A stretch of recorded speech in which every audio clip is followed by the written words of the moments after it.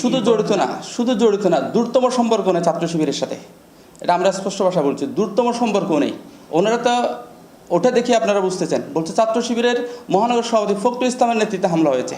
তাহলে ফখরুল ইসলাম আজকে 8 দিন ধরে কেন্দ্রের একটা প্রোগ্রামে ঢাকায় অবস্থান করছে। তাহলে ঢাকা থেকে কেমনে উনি এই 10-5 মিনিটের ভিতরে একটা তাদের উপর, আমাদের একটা সাধারণ ছাত্রদের পক্ষ হয়ে তাদের উপর কেমনে হামলা করতে পারে? তাহলে এই বক্তব্য দ্বারা বোঝা যাচ্ছে তারা আমাদের বিরুদ্ধে একটা প্রোপাগান্ডা ছাড়া, আমাদের একটা সুশৃঙ্খল আমরা সংগঠন, এটা সবাই জানে, এই সুনামটাকে ক্ষুণ্ণ করার জন্য তাদের এই বক্তব্যটা। আসসালামু আলাইকুম, আমি মোহাম্মদ ফখরুল ইসলাম, বাংলাদেশ ইসলামী ছাত্র শিবির চট্টগ্রাম মহানগর উত্তর শাখার সভাপতি।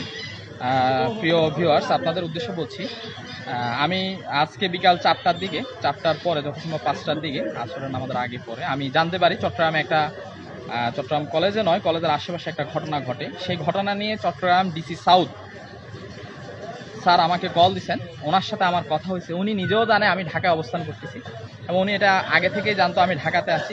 ওনার সাথে তখন কথা অবস্থায় আমি বলছি, ভাই আমি ঢাকাতে আছি।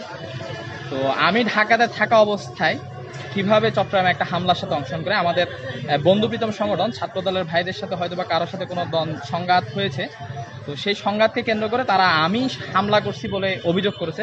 কিন্তু দুঃখের বিষয় হচ্ছে গত 19 তারিখ থেকে আমি ঢাকাতে অবস্থান করছি। আপনারা দেখতে পাচ্ছেন আমি টঙ্গী সরকারি কলেজ গাজীপুরের সামনে অবস্থান করছি এবং গত 19 তারিখ বাংলাদেশ ইসলামী ছাত্র শিবিরের একটা লিডারশিপ প্রোগ্রামে আমি ঢাকাতে অবস্থান করছি, 10 দিনের একটা প্রোগ্রাম। তো আমি এই ঢাকাতে অবস্থান করা অবস্থায় কিভাবে চট্টগ্রামের একটা হামলায় অংশগ্রহণ করতে পারি, এই বিষয়টা আমি খুবই শক। ওসি সাহেবের সাথে যোগাযোগ হয়েছে, সবার সাথে কথা বলেছি এবং সবাই জানে আমি ঢাকাতে অবস্থান করছি দীর্ঘদিন ধরে। তারপরও আমার বিরুদ্ধে এহেন অভিযোগ আসলে হতাশা, আসলে লজ্জাজনক। আমি অফিস করছিলাম, হঠাৎ করে আমাকে চকবাজার থানার ওসি সাহেব কল দেন। আমাকে বলছেন, জুয়েল ভাই চট্টগ্রাম কলেজে কোনো ঘটনা হয়েছে কিনা। তখন ওনাকে আমি বলি, আমি তো এ পর্যন্ত কোনো নিউজ পাইনি। তখন আমরা ওনাকে বলছি যে ঠিক আছে, আমি খবর নিয়ে আপনাকে জানাচ্ছি।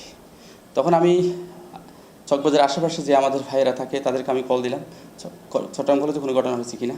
তখন উনি আমাকে বললো যে কলেজের ভিতরে তো কোনো ঘটনা হয় নাই, তবে কলেজের বাইরে একটা অনাকাঙ্ক্ষিত ঘটনা হয়েছে।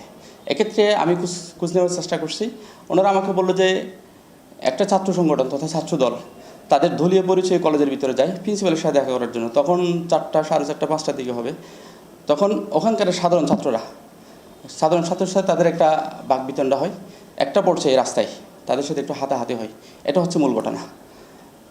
এর প্রেক্ষিতে আমরা দেখেছি, একটু পরে আমরা মিডিয়ার সুবাদে আমরা দেখেছি বিভিন্ন পত্রিকায় একদম আমাদের নামটাকে ফলো করে ছাত্র শিবিরকে এখানে জড়ানো হয়েছে। এমনকি হয়তো আপনারাও দেখেছেন, এখানে বলা হয়েছে চট্টগ্রাম মহানগর উত্তরের সভাপতি ফখরুল ইসলামের নেতৃত্বে তাদের উপর হামলা হয়েছে। এটা একেবারে আমাদের প্রত্যাশা ছিল না, কারণ আমরা জুলাই বিপ্লবে আমাদের এই বন্ধু প্রতিম ছাত্র সংগঠনের সাথে একসাথে আন্দোলন করেছি। একসাথে আন্দোলন করে আমরা একটা ফ্যাসিস্ট সরকারকে আমরা পতন করেছি। আমরা মনে করছিলাম তাদের কাছ থেকে আরও সুন্দর আমাদের ক্ষেত্রে পজিটিভ একটা চিন্তাধারা, পজিটিভ একটা বক্তব্য আসবে। কারণ তারা জানে আমরা যে একটা অর্জন করেছি এই 16 বছরে, জালেমের বিরুদ্ধে দাঁড়িয়ে কাজ করে ছাত্রদের পাশে থেকে আমাদের যে একটা অর্জন, এই অর্জনটাকে তারা ম্লান করার জন্য তারা এই মিথ্যা প্রোপাগান্ডাগুলো চালানো হচ্ছে। তা আমি প্রত্যাশা করব আমাদের বন্ধু ছাত্র সংগঠনের কাছ থেকে তারা আরও দায়িত্বশীল সুলভ বক্তব্য রাখবেন।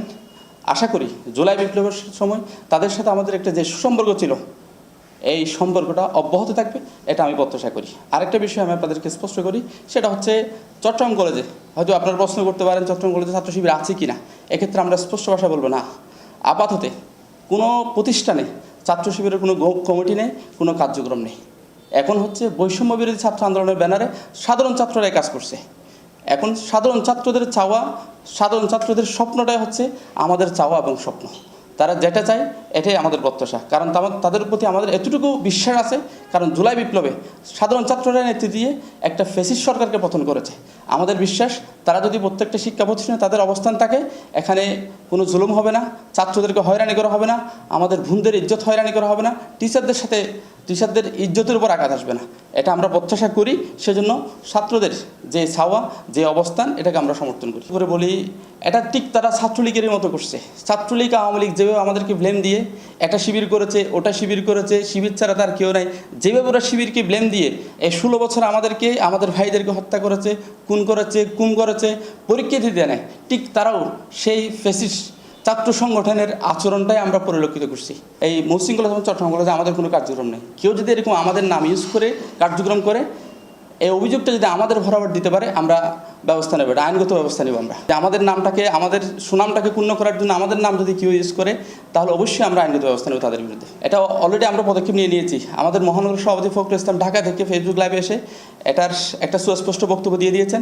আমাদের পেজ থেকে আমরা বিবৃতি দিয়েছি এবং আমরা আজকে এখন আপনাদের মাধ্যমে এটা জানাতে চাই, এটার সাথে আমাদের ন্যূনতম সম্পর্ক নেই এবং এই প্রতিষ্ঠানে আমাদের কোনো কার্যক্রম নেই। যারা আমাদের বিরুদ্ধে প্রোপাগান্ডা চালাচ্ছে, এগুলো হিংসাত্মক আচরণ ছাড়া আর কিছুই আমরা মনে করি না। বিষয়টা হচ্ছে, ওনারা যদি আমাদেরকে রক্ষাটা ব্লেম দেয়, তাহলে আমরা বলবো যে ছাত্রলীগ আর তাদের মধ্যে কোনো পার্থক্য নেই। কারণ এই ছাত্রলীগ আমাদের এই ব্লেমটা দিয়ে সাধারণ ছাত্রদের কাছ থেকে দূরে রাখার চেষ্টা করছে, কিন্তু পারে নাই। কারণ ছাত্ররা বিশ্বাস করে নাই। আমাদের কেন্দ্রীয় অফিস সম্পাদক বলেছে, আমরা যখন রাজশাহীতে যাই তখন বলে যে শিবির রক কাটে কেন, কোথায় কাটে? সিলেটে কাটে। আবার যখন সিলেটে বক্তব্য দিতে যায় তখন বলে যে কোথায় শিবিরের রক কাটে কেন, কোথায় কাটে? ঢাকায় কাটে। কিন্তু এই পর্যন্ত একটা লোক প্রমাণ দিতে পারে নাই ছাত্র শিবির রক কাটছে। এটা একটা ব্লেম ছাড়া, একটা রিউমার ছাড়া আর কিছুই না। এই বিষয়টা হচ্ছে, তারা শুধুমাত্র শিবিরকে ব্লেম দেওয়ার জন্য দাড়ি টুপি ছিল, মাস্ক পরা ছিল, এটা বলতেছে। এখন মাস্ক কেউ পরে নাই, তারা প্রমাণ দিতে বলে। এটা কেউ মাস্ক পরা ছিল না। সাধারণ ছাত্র যারা মারছে, আশা করি কারো মুখে মাস্ক ছিল না। এখন কেউ ধারে থাকলে যে সে শিবির হয়ে যাবে এরকম তো না। এটা তো রসুলের একটা সুন্নাহ, এটা যে কেউ ধারে রাখতে পারে। এটা অতীত ছাত্রলীগ আওয়ামী লীগ আমাদের বিরুদ্ধে ব্লেমটা দিচ্ছে, তারাও এখন দিয়ে যাচ্ছে। তাহলে বোঝা যাচ্ছে তাদের আর এদের মধ্যে কোনো পার্থক্যটা নেই।